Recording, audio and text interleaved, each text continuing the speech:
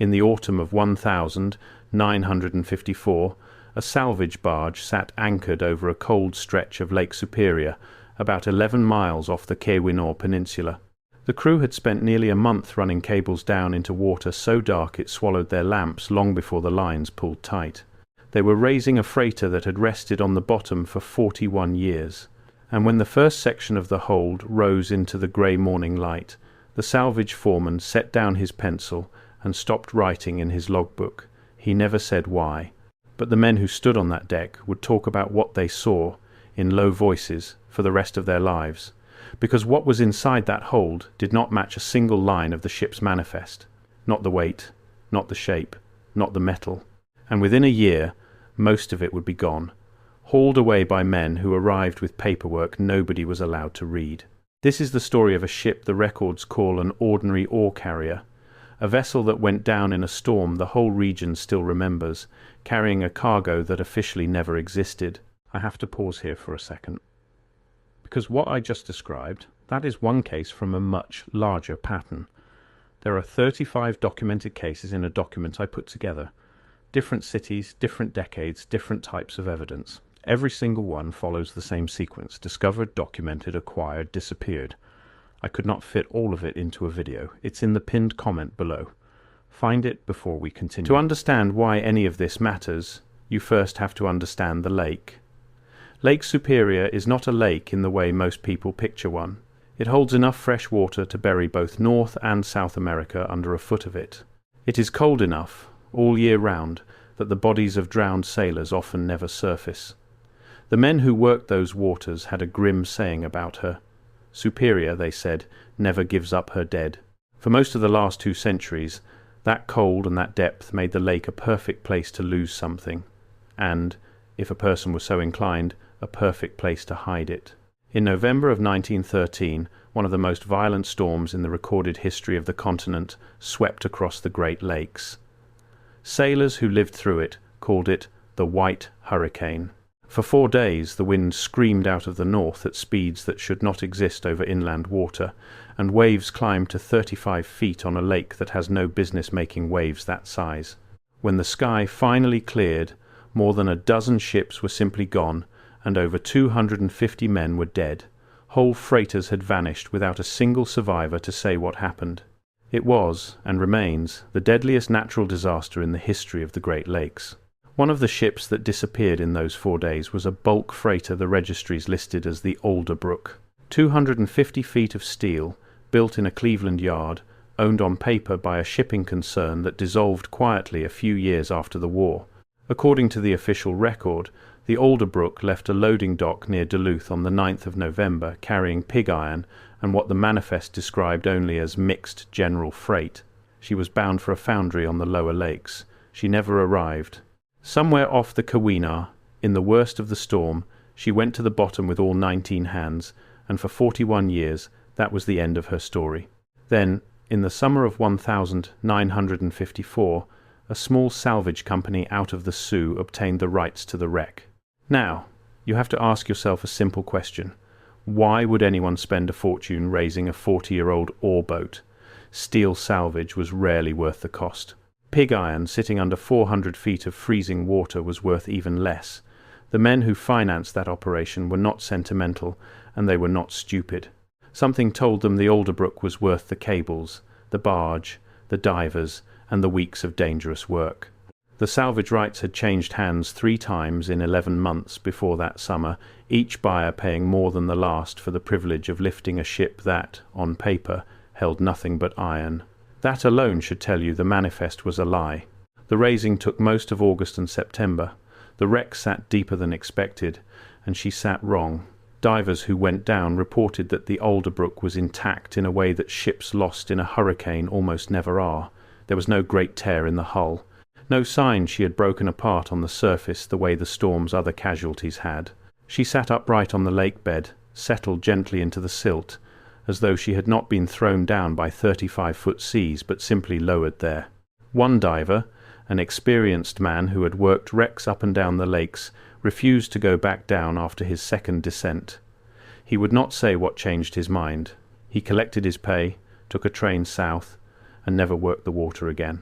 The man's name, according to the reporter who later tracked down his family, was Halloran, and he had made more than 300 wreck dives in his career before the Alderbrook. His daughter said he never once described what he saw on that second descent. He would only say that the ship did not feel dead. That is the phrase she remembered him using, decades later, still bothered by it.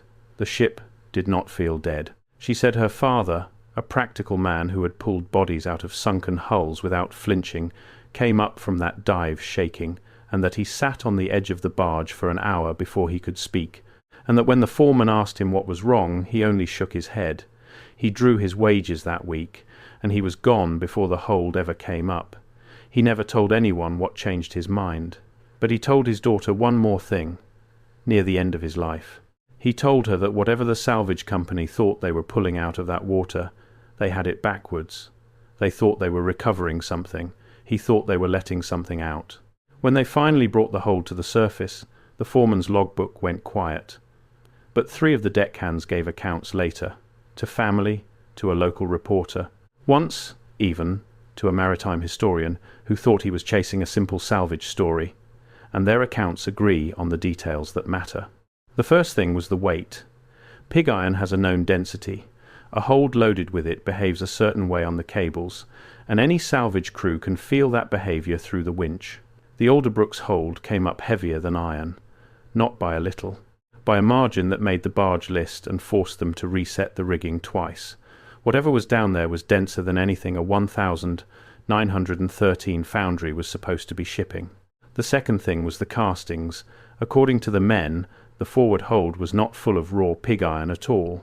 It was packed, carefully, in crates lined with a grey wadding, none of them recognised, with hundreds of finished metal pieces, ornamental castings, panels and fittings and long curved sections covered in relief work so fine it looked cut by a jeweller rather than poured in a mould, faces, vines, geometric patterns that repeated with a precision that unsettled them because the repetition was perfect, and nothing poured by hand in 1913 was perfect. One deckhand described a single panel, about the size of a door, that showed a city skyline none of them could place, towers and domes, and a great arched structure at the centre, rendered in metal, in a style that belonged to no city any of them had ever seen. These were not ship's fittings. They were not machine parts bound for a foundry. They were the pieces of a building, a large and ornate building, disassembled, crated, and loaded onto a bulk freighter that was supposedly carrying scrap. And then there was the metal itself. The castings were not iron. They were not bronze, and they were not brass, though they carried a warm colour closer to gold than to steel. 41 years at the bottom of Lake Superior should have left iron a rotten orange ruin, flaking apart at a touch. These pieces came up clean. The men said you could wipe the silt away and see your own face in the surface underneath. Whatever the metal was, the lake had not touched it. Cold water, that had reduced the ship's own steel plating to a crumbling shell, had left the cargo looking as though it had been cast the week before. One of the deckhands kept a small fragment, a broken corner of one of the panels, about the size of a playing card, that he slipped into his coat when no one was watching. Years later he showed it to the maritime historian, who was not a fool, and who had handled a great deal of old metal in his time. The historian wrote that the fragment was unreasonably light for its density, that it took an edge like steel but did not rust, and that when he tried to have it analysed at a university metallurgy lab, the sample was returned to him with a note saying only that the composition was inconsistent with standard alloys, and that the lab could not identify the primary constituent. He asked for a second opinion. The second lab lost the sample. He was told it had been misplaced in shipping. He never got it back. That is the pattern you are going to see again and again in this story. The evidence surfaces, someone competent examines it, and then the evidence goes away. And the people who examined it are left holding nothing but a memory and a note they cannot prove. Here is where a careful person starts asking harder questions, because the strange cargo is only half of it. The other half is the ship. When the salvage crew stripped the Alderbrook down, a few of them noticed things about the vessel herself that did not fit her paperwork. The hull plates where they were joined showed a method of fitting that no one on the crew recognized from a 1900s Cleveland shipyard. The registry said she was built in 1901, but parts of her looked older, and parts of her looked like nothing the men had a name for. There were seams with no rivets, long runs of plating that appeared to be joined without a weld and without a bolt, as though the metal had simply been made continuous. In 1954, that was not possible. In 1901, it was unthinkable, and yet there it was, pulled, dripping out of Lake Superior, in front of a dozen witnesses. The maritime historian, once he got hold of the story in the 1970s, tried to do the obvious thing. He went looking for the Alderbrooks build records. The shipyard the registry named had indeed existed, and had indeed built freighters in that era. But when he requested the yard's construction logs for the year the Alderbrook was supposedly laid down, he found a gap. The logs existed for the years on either side. The year in question was missing, not destroyed in a fire, not water damaged, simply absent, as though those particular pages had been removed from an otherwise complete set. The archivist who helped him was apologetic and baffled. There was no note explaining the gap. There was just an empty space where a ship's berth should have been recorded. So we have a vessel with no verifiable construction date, built by a method that should not have existed, carrying the crated pieces of an ornate building made from a metal no laboratory could name, sunk in the deadliest storm the lakes have ever seen, and raised half a century later by men who paid a small fortune for a cargo the manifest swore was scrap iron. If that were the whole of it, you could file it away as a strange tale and move on. But the Alderbrook is not alone, and that is what turns a strange tale into something much larger. Once you know what to look for, you start finding the edges of it in other places. Across the Great Lakes and across the world, there is a thin and stubborn record of cargoes that do not match their manifests. Salvage logs that mention ornamental metalwork on ships that were supposedly hauling coal. Customs entries from the late 1800s listing enormous quantities of finished architectural castings, arriving at ports with no factory anywhere nearby capable of producing them. Whole buildings that appear in one census and are gone by the next, their materials unaccounted for. Take one case that sits close to the Alderbrook, both in geography and in feel. 19 years before the storm, a customs house on the Canadian side of the lakes logged the arrival of a shipment described in the ledger only as reclaimed ironwork, brought in from a demolition somewhere out east. The tonnage recorded was enormous. Enough finished metalwork, by the numbers in that ledger, to face the front of a cathedral. The strange part is that the demolition it supposedly came from was never named. No address, no building, no contractor. Just a word, reclaimed, and a wait. The customs clerk who signed the entry retired the following spring. When a researcher went looking for him decades later to ask about that one line, he found an obituary and a widow who said her husband had told her, more than once and always after a drink, that some of the freight which came through that house in those years was not what the papers said it was. She would not say much more than that. She said he had made her promise. Or take the buildings themselves. Pick almost any American city with a downtown older than a century, and you can find, in the local historical society, photographs of structures that no longer exist. Not humble ones. Great ornate courthouses and opera houses and railway terminals, covered in the same statuary and the same relief work, that stood for a generation or two and were then pulled down, always for the most reasonable of reasons. A fire, a road, a newer, plainer building that the city apparently needed more than it needed the cathedral of a train station it already had. The photographs survive because someone loved them. The buildings do not, and the rubble, all that carved and cast material, went somewhere. It always went somewhere, and almost none of it was ever kept. There is a particular kind of person who has spent years pulling on these threads. They are not, for the most part, credentialed historians. The credentialed historians have a tidy explanation for everything, and their explanation is always the same. It was scrap. It was reused. It was recycled. Records get lost. Buildings get torn down. Nothing to see. And in most individual cases, that explanation is perfectly reasonable. The problem is the volume.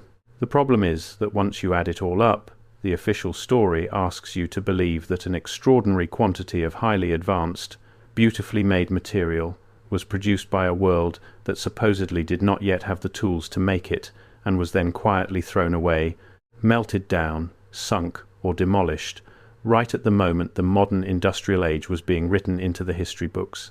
The people who follow this thread have a name for the world they believe produced that material. They call it Tartaria. I want to be careful here because the word carries a lot of baggage and most of what gets said about it online is noise. But strip away the noise and the core idea is simple enough to state plainly. The claim is this. Before I go further, that document in the pinned comment. If you have not found it yet, go there now, because everything I cover in these videos is one piece of a pattern that only becomes visible when you see all 35 cases together. The document shows you the full pattern. What I can show you here is the surface. What is down there is everything underneath it. Pinned comment, now, then come back. Somewhere in the last few centuries, there existed a civilization far more advanced, far more widespread, and far more capable than the official timeline allows. A civilization whose architecture we still stand inside of, in the form of the grand old buildings that fill the center of nearly every major city on Earth. Buildings covered in the same relief work, the same faces, the same repeating geometry that the deckhands described in the hold of the Alderbrook. Buildings that we are told were raised by hand, by ordinary workers, using ordinary tools, in a year or two, at a time when those same cities supposedly could barely feed themselves. And the claim goes further. It says that this civilization did not simply fade, it was ended, erased in a great convulsion, a reset, after which its remaining structures were relabeled as the work of the very people who inherited them, and its true history was folded up and put away where no one would look. The survivors were told a new story about where they came from, and the physical evidence, the buildings and the castings and the machines, was slowly and steadily removed from the world across the following century, torn down for urban renewal, lost to convenient fires, demolished the day after a World's Fair closed, or crated up, loaded onto a freighter and sent to the bottom of the coldest lake on the continent. You do not have to believe a word of that. I am not asking you to. I am asking you to hold it in your mind as a shape, and then look again at what came up off the Keweenaw in 1954 and ask whether the shape fits. Consider the world's fairs. In the decades around the turn of the century, city after city built vast, gleaming exposition grounds. Enormous white palaces with domes and colonnades and statuary, covering hundreds of acres, filled with electrical marvels and machines that crowds lined up for hours to see. We are told these were temporary, built of plaster and burlap over wooden frames, meant to last a season and then come down. And down they came, almost all of them, demolished within months of opening, the greatest concentration of monumental architecture the modern world had ever seen, gone almost as fast as it appeared. Ask yourself whether that makes sense, whether a society would pour that much labor and genius into buildings it intended to destroy before the paint was dry, or whether it is easier to believe that those grounds were not built at all, but uncovered, cleaned up, wired with the new electricity, open to the public as a marvel of the present age, and then quietly cleared away before too many people started asking who had really made them. The panel the deckhand described, the one showing a city of towers and domes around a great central arch, would not have looked out of place on any of those fairgrounds. And the Alderbrook went down in 1913, only a few years after the last of the great white expositions had been raised and raised.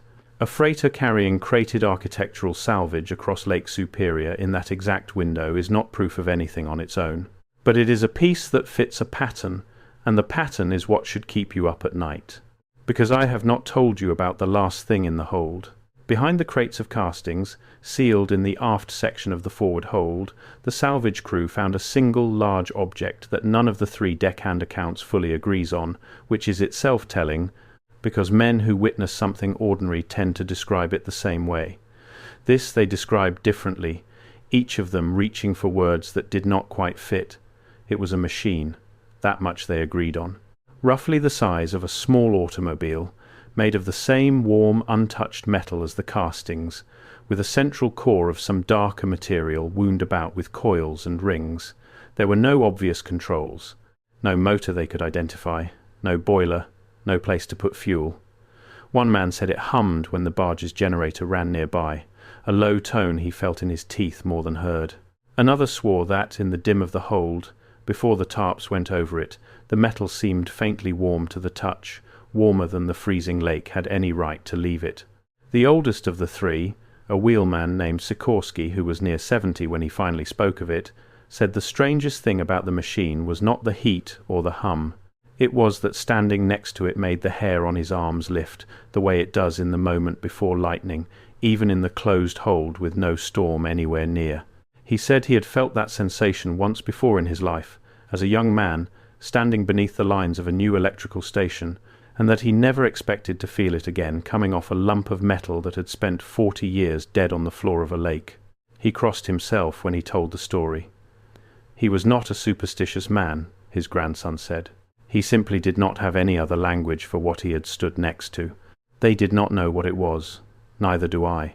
But I will tell you what the Tartaria thread claims such objects were, because you have surely heard the idea, even if you never heard the name attached to it. The claim is that the lost civilization did not run on coal and oil the way ours does, that it drew power from the atmosphere itself, from the resonance of the earth, freely and everywhere, through devices built into the very architecture we now admire and misunderstand. The ornamental spires we call decoration, the claim says, were antennas. The domes were collectors. The whole gleaming apparatus of the old world was a machine for gathering energy out of the air.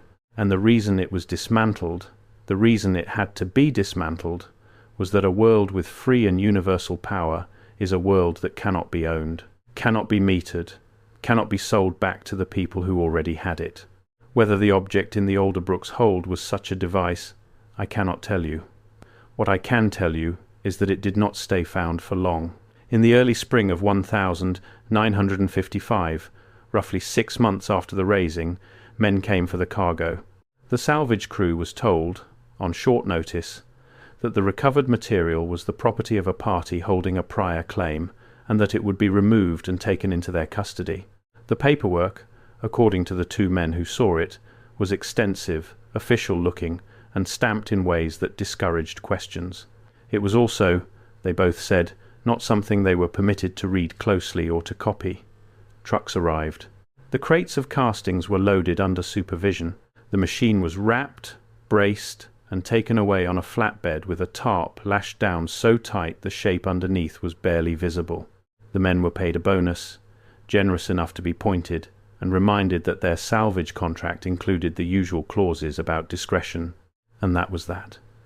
The Alderbrook's true cargo left the Sioux on the back of a truck and vanished from the record as completely as the ship had once vanished from the surface of the lake. No museum ever displayed those panels. No metallurgy journal ever published an analysis of that alloy. No engineering paper ever described that humming machine. Hundreds of finished pieces of an unknown building, made from a metal no lab could name, simply ceased to exist as far as the public record is concerned. The only reason we know they were ever real is that a handful of tired men on a salvage barge could not keep from talking, and one of them was reckless enough to keep a broken corner of a panel in his coat pocket. That fragment, the last physical trace of the whole affair, is itself gone now. The maritime historian who examined it in the 1970s reported that it disappeared from his own study some years later, along with his correspondence about it, during what the police recorded as a burglary in which nothing else of value was taken. He wrote up the whole account near the end of his life, in a small, privately printed volume that never reached more than a few hundred readers. When he died, his papers were donated to a regional archive. The folder that should have held the Alderbrook material was catalogued and is listed in the finding aid to this day. The folder itself is empty. The local reporter who first collected the deckhands' accounts intended to make it the story of his career. He filed a version of it with his paper in the early 1960s. It never ran. His editor, he told the maritime historian years later, killed it without much explanation, said it was not the kind of thing the paper printed, and suggested he let it go. He did not let it go, not entirely, but he never got it into print either, and the notes he kept were among the papers that later found their way to the same regional archive and into the same empty folder. What we have of his work survives only because the historian had copied a few of those pages by hand before the originals disappeared. That is the whole evidentiary chain for one of the strangest cargoes ever pulled from the Great Lakes. A handful of remembered conversations, a lost fragment, a copied page, and a catalogue entry pointing at nothing at all. So where does that leave us? We are left, as we so often are with these stories, holding a shape and no substance. A ship with no verifiable berth, raised at great expense for a cargo that officially was not there. A hold full of finished architectural metal from a building nobody can name, cast in an alloy no laboratory could identify, sitting untouched after 4 decades in water cold enough to eat steel. A machine that hummed and would not explain itself. And then, the familiar ending. The men with paperwork, the trucks, the empty folder, the lost sample. The story surviving only in the memory of witnesses who had every reason to stay quiet and talked anyway. You can dismiss all of it. Plenty of reasonable people will, and they will not be wrong to point out that memory is unreliable, that salvage men tell tall tales, that a single missing fragment proves nothing, and that the tidy explanation, scrap and recycling and lost paperwork, accounts for each piece taken on its own. That is true. Each piece, on its own, is nothing. But history is not made of pieces taken on their own. It is made of patterns, and the pattern here is the same one that shows up wherever you pull on this particular thread. Advanced material appears where it should not. Competent people examine it. The material vanishes, the people are discredited or ignored, and the official story closes back over the gap like water over a sinking hull. Do that once, and it is an anomaly. Do it 1,000 times, across a century, on every continent, and you are no longer looking at a series of accidents. You are looking at a method. The Alderbrook is on the bottom of Lake Superior again. After the cargo was removed, the stripped hull was of no further interest to anyone, and it was towed out and scuttled in deep water where the salvage would never be worth attempting a second time. Superior took her back, and the lake, as the old sailors promised, does not give up her dead. Whatever is still down there in the dark, the manifest will still tell you exactly what it told the men who first went down there looking for the truth, that it is only iron. The question this story leaves you with is not really about one ship. It is about how much of what you were taught to see as the ordinary furniture of the modern world, the grand old buildings, the gleaming fairgrounds, the beautiful machines, was actually the inheritance of a world that came before, relabeled and reassigned and quietly carried off, one crate at a time, before you were ever born to ask about it. Look up the next time you stand beneath one of those old domes.